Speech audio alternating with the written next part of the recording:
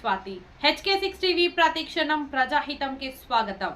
వాస్తవాలను, అవినీతిని నిత్యం ప్రజల ముందుకు తీసుకొస్తున్న ఛానల్ HK6 టీవీ. అందరికి నమస్కారం. నా పేరు మాది చిన్నమల్లారెడ్డి గ్రామం. నా పేరు రాజలక్ష్మి. మా నాన్న చనిపోయిన వల్ల నన్ను టార్చర్ చేస్తున్నారు. మా నాన్న, నా తోడబుట్టినన్న. ఇప్పుడు 16 సంవత్సరాల నుంచి నేను మా అమ్మ నాన్నకు సేవ చేసిన. మా నాన్న చనిపోయిన మొదలు నన్ను చాలా టార్చర్ చేస్తున్నారు. మరి నేను పిఎస్కోవడం జరిగింది. పిఎస్ వాళ్ళు కూడా నాకు మంచిగా సహకరించారు. మాకు ఏమైనా ప్రాబ్లం వస్తే మీకు 10 ఏళ్ళు జైలు శిక్ష అని అన్నారు. కానీ అట్లా కూడా ఇప్పుడు మా వాళ్ళు సంతకాలు పెట్టిరంటే కేసు కూడా విత్డ్రా చేసిరట్టే ఇప్పుడు మళ్ళీ మామూలుగా కొట్టడం చేయడం జరుగుతుంది. నా పరిస్థితి మరి ఘోరంగా ఉంది. నాకు 2 కూతుళ్ళు. నా చిన్న కూతురిమే. నా చిన్న కూతురు 7th క్లాస్. పేరు రిషిక. పరిచయం చేసుకోమ్మా. దండం పెట్టి. నమస్కారం అందరికీ. నా పేరు రిషిక. నేను స్టడీ ఇన్ 7th క్లాస్. కొన్ని రోజులుగా మా మమ్మీ కొత్త పెట్టుకుందామంటే బియ్యం అది అడ్లున ఉంటే బియ్యం తెచ్చింది. తర్వాత మమ్మీ ఈడ కాలు చేతులు కడుక్కొని ముఖం కడుక్కుంటుంటే ఆయనతో వచ్చి కొట్టిరంట. మేము స్కూల్లోకి పోయినాం. అయితే సరికల్లా కొడుతురంటే ఇక అక్క 9th క్లాసెస్ ఉంటే ఆయనతో తోలుకొని వస్తే ఇక ఆగు అన్న కానీ ఆగలేరు. కొట్టూరు మీదనే ఉన్నారు. తెలందాక సామాన్యన బయటేస్తే 2 రోజులు బయటనే వండుకున్నాం. ఇక ప్రభన్న అని ఇక్కడ ఉంటాడు మా ఇంటి పక్కకు. అతను అన్నాడు, మీరు లోపల పెట్టుకోరు సామాన్ అంటే పెట్టుకున్నాం. ఎట్లా పెట్టుకుంటారో చూస్తా, నేను ఊరేసుకుంటా అనుకుంటే ఇంట్లోకి ఊరేసుకొని మీరైతే పెట్టుకోరు అంటే మేము పెట్టుకున్నాం. ఇక ఆయనతో పోలీస్ స్టేషన్కి పోవడం జరిగింది. ఇక తర్వాత వాళ్ళందరూ ఇక వచ్చిర్రు. కొన్ని రోజులు ఏమేమైంది ఇక అయిపోయింది అన్నప్పుడు ఇక అది వచ్చిర్రు. మళ్ళా కొట్టుడు అన్నీ స్టార్ట్ అయినాయి. మళ్ళా మొన్న వాళ్ళు కొత్త అది కులం కూడా పెట్టేటప్పుడు మళ్ళా కొట్టిర్రంట. మేము స్కూల్లోకి పోయినాం. నాకు తెలియదు సార్. ఆ రోజు నేను 6వ తారీఖు నాడు వాళ్ళు ఒడిబియ్యం పోసుకుర్రు.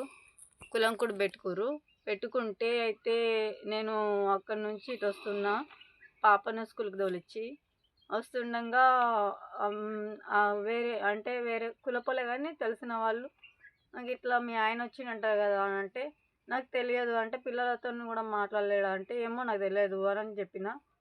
అదే రోజు ఎట్లా వచ్చినవా నువ్వు ఏంది అని చెప్పేసి నా మీదకి మా అన్న రావడం కొట్టడం జరిగింది. ఆ రోజు నేను పిఎస్కి వెళ్ళి రిపోర్ట్ చేద్దామనుకున్నా. కానీ ఆ ఛాన్స్ నాకు కలవలేదు. ఎందుకంటే వాళ్ళు నాకు కావలిగా వస్తుర్రు, నా పిల్లలకు కావలిగా వస్తుర్రు, స్కూల్కి వెళ్ళి దాగేస్తుర్రు. ఇగో కలెక్టర్ గారికి కలిసిన పిటిషన్ నేను అక్కడ మండల ఆఫీసులో ఇవ్వమంటే ఇచ్చిన. ఆర్డీఓ ఆఫీస్లో ఇస్తే ఏ సంవత్సరం తెలియదు, అతను చర్య తీసుకోలేదు. మరి నా పరిస్థితి మరీ ఘోరంగా ఉంది. దయచేసి నాకు సహకరించండి అందరూ. నేను ఒక దళితురాల్ని, తండ్రిని పొడగొట్టుకొని నేను 3 నెలల 5 రోజులు అవుతుంది. నా పిల్లలు తాత అంటున్నారు. ప్రతి ఒక్కటి నేను నాకు నిద్రపోతలేను. ఇల్లు అలబెడతాంటున్నారు. నా పరిస్థితి అయితే మరి ఘోరంగా ఉంది. ఈ వార్త చూసిన ప్రతి ఒక్కళ్ళకు పేరున ధన్యవాదాలు. దయచేసి నాకు సహకరించండి. నేను ఒక దళితురాలని, నా పిల్లలకు న్యాయం చేయండి, నాకు న్యాయం చేయండి. మనున్నప్పుడు ఏ తండ్రి దగ్గరికి, తల్లిదండ్రుల దగ్గరికి రాని కొడుకులు, గంజిపోయిన కొడుకులు చచ్చినాక వచ్చి ఆస్తు పంచమంటే ఏడుకలు పంచేయాలి సార్, చెప్పండి మీరే. ఇప్పుడు బ్రతికున్నప్పుడేమో ఏ కొడుకు రాలే, ఏ కోడలు రాలే, సేవ చేయలేని నన్ను వేసుకున్నా. ఈ విలేజ్ లెవెల్ అడిగినా చెప్తారు. కానీ ఇప్పుడు అందరు పనులలోకి పోయారు. కానీ నా పరిస్థితి తెలంగాణ నా ప్రాణభయం చాలా ఉంది. ప్రాణాలతో ఉండనో తెలియదు. అందుకే నాకు భయంగా ఉంది. కాబట్టి నేను సూసైడ్ చేసుకోవచ్చు, లేదా వాళ్ళ టార్చర్కి నాకు వాళ్ళతో ప్రాణహాని అయితే చాలా ఉంది. సూసైడ్ చేసుకుంటే కావచ్చు నా పిల్లలకి ఏమన్నా పోసి. ఎందుకంటే కొట్టడం దెబ్బలు వచ్చిపోతలేను. నాకు ఒళ్ళన్ని దెబ్బలే ఉన్నాయి. నేను ఇంట్లోకి బయటకు వెళ్ళాలంటే కూడా నా కూతురు భయపడి నన్ను ఇంట్లోకి బయటకు తోలిస్తలేరు. తిందామంటే కూడా మాకు ఇప్పుడు రేషన్ లేదు, ఏం లేదు. మొత్తం చుట్టుపక్కలంతా వంచుకున్న ఆస్తి ఇప్పుడు వాళ్ళకు వంచి నన్ను టార్చర్ చేస్తూ కొడుతున్నారు. నా తండ్రి మరణించినప్పటి నుంచి మా నాన్న కొట్టు చూస్తా. మా నాన్న 10 నెలల 24వ తారీఖు నాడు మరణించిండు గౌరగారి చిన్నరాజయ్య. నన్ను ప్రాణంగా పెంచి పెళ్లి చేసిన నా తండ్రి చనిపోయిన మొదల నాకు నరకం చూపిస్తున్నారు. దయచేసి మీ సహకారం మాకు అందించండి. నాకు ఇల్లు లేదు. దయచేసి మీరు చూసే పెద్ద మనుషులే కానీ ఎవరైనా సహకరించండి.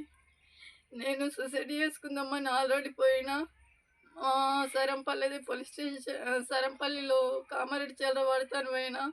కేసు అయినాక పోతే కేసు పెట్టినాక పోయినా.